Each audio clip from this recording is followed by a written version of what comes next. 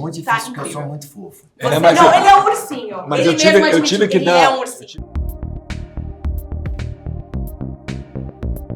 Queridos, é um prazer estar aqui com vocês hoje. Tô naquela animação porque eu assisti o filme na parte da manhã, então já vim pra cá direto. Oba. Mas antes da gente falar um pouco da história, eu queria falar um pouco com vocês desse momento que a gente tá vendo na cultura e na cultura pop como um todo, né? A gente tá vendo muitos revivals, muitas coisas voltando. Tanto no cinema, a gente tem Alto da Compadecida, na TV Cidade de Deus. Tem até uns reencontros musicais, não é mesmo? Eu chorei, só que desculpa, voltando aqui. Mas assim, a gente tá vendo realmente um momento muito forte de reencontro na cultura como um todo. Então eu queria que vocês falassem um pouco como que vocês veem, assim, esse momento e que você, especialmente, falasse um pouco do porquê voltar com esse filme agora. Acho que você falou bem, é o Zeitgeist, né? Assim, tem uma coisa no ar que tá querendo essa mistura pop e isso é exatamente como eu vejo o cinema também. Eu gosto muito de misturar os gêneros, né? Então você vê um filme de cadeia que não é exatamente truculento, não é sobre a dura vida, é uma comédia que se passa na cadeia. Então essas misturas eu gosto muito, eu acho muito pop e ficou muito claro em Gramado que o filme conversa e comunica muito com a juventude, com as pessoas jovens. Eu dei uma atualizada no filme em vários sentidos, os personagens femininos são atualizados, o ritmo do filme é mais intenso, é mais rápido do que o primeiro, justamente porque eu acho que isso é fazer cinema, é se comunicar com o teu tempo. Tanto lá fora como aqui dentro, io sono Reese Mortens da família, capisci? Que é muita nostalgia, tá aqui. Tô presenciando, assim, esse baita momento, especialmente porque eu até queria que vocês me falassem um pouco. Eu não sei se vocês viram essa movimentação do filme depois do Big Brother dessa edição. Que Sim, veio, assim, foi super legal. Gente, foi incrível, Foi porque muito uma legal. participante, Ananda. que ela tinha até o apelido de Letterboxd, que é aquela plataforma Sim. pra você colocar os filmes que você assistiu. Maravilhoso. E ela trouxe o filme à tona e veio em alta. E uma coisa maravilhosa que tem acontecido muito com o cinema nacional são os edits, que são esses vídeos, Lindos. esses cortes em rede social. Como que é pra vocês? E aí, assim, como um todo, seja na música, no cinema, perceber novas gerações chegando a um trabalho antigo de vocês. Como que é essa sensação? A sensação é muito boa, né?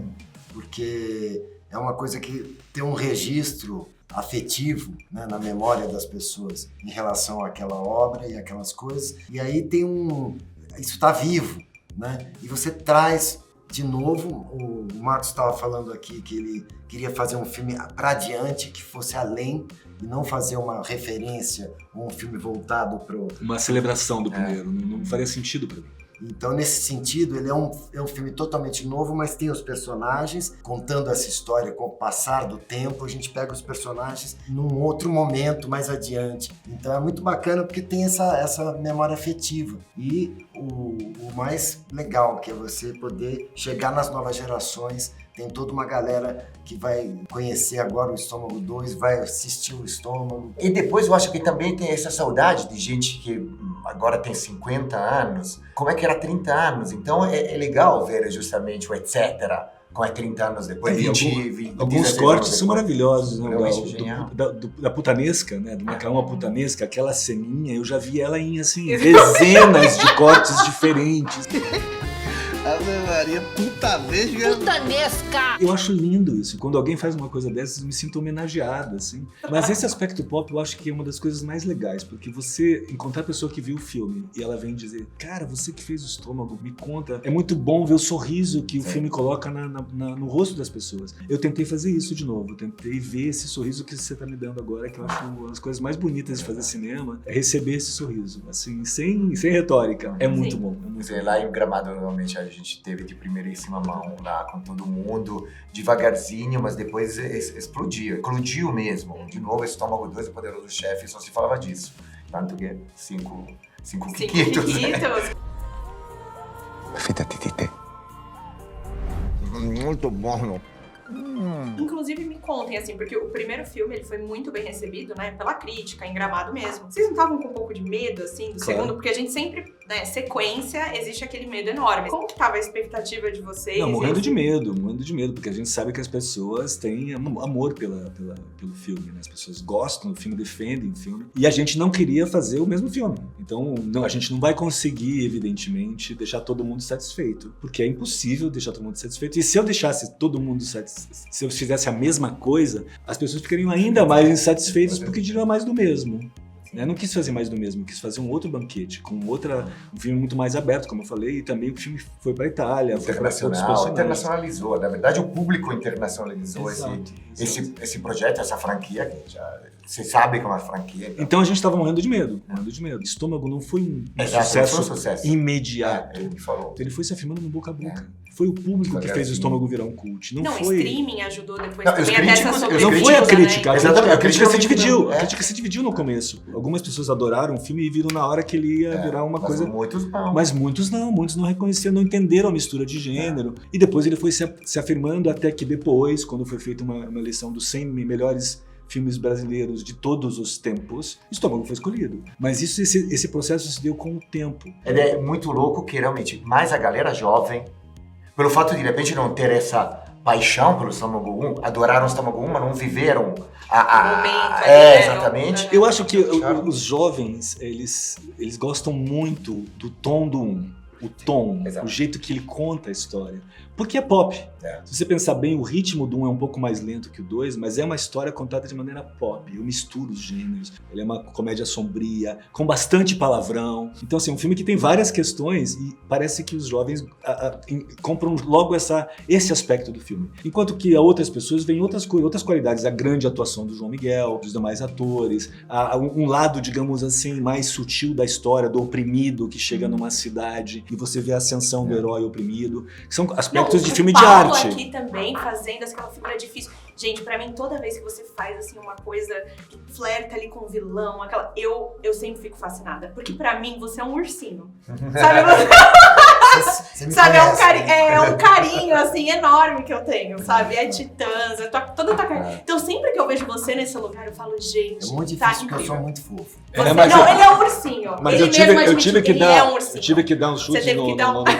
Paulo, não, eu vou te falar. E agora no segundo então, além filme, de ele não deixar a gente comer, sem comer. Na parte final do 2. O abuso, ele é igual. Eu tava esperando essa cena pós-crédito. E a crueldade, tá? né? Eu tava esperando. Assim, eu falei, quando eu mandei pra ele o roteiro, eu não sei se te falei quando eu falei argumento, eu não me lembro, mas quando eu mandei pra ele o roteiro, eu falei, leia bem o roteiro, porque tem uma coisa que acontece com você que é bem radical, né? E era desafiador, porque eu dei uns tapas bons pra esse cara ficar bem Foi ótimo. da vida comigo. Saindo das filmagens, eu fui direto pra lançar meu disco com um videoclipe. Videoclipe pra fazer. Que eu fiquei do Você filme. já foi. Com a cara Como é que eu vou explicar isso? Tá? Agora está me procurando. Sou o primeiro da lista.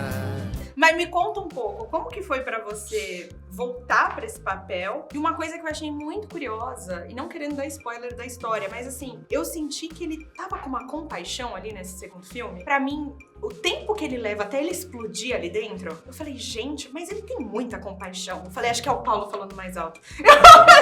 Não, primeiro que é muito bacana poder aprofundar e desenvolver o personagem, porque na verdade não era só uma participação. E depois, como a passagem do tempo criou essas relações, então o etc, ele como chefe, como comandante ali, ele tem uma relação muito democrática, vamos dizer Ele assim. teve que se submeter a uma democracia, né? Ele teve que negociar um jeito de continuar líder lá dentro. Essa liderança não é tão simples, passou todo esse período. Então ele tem assembleias.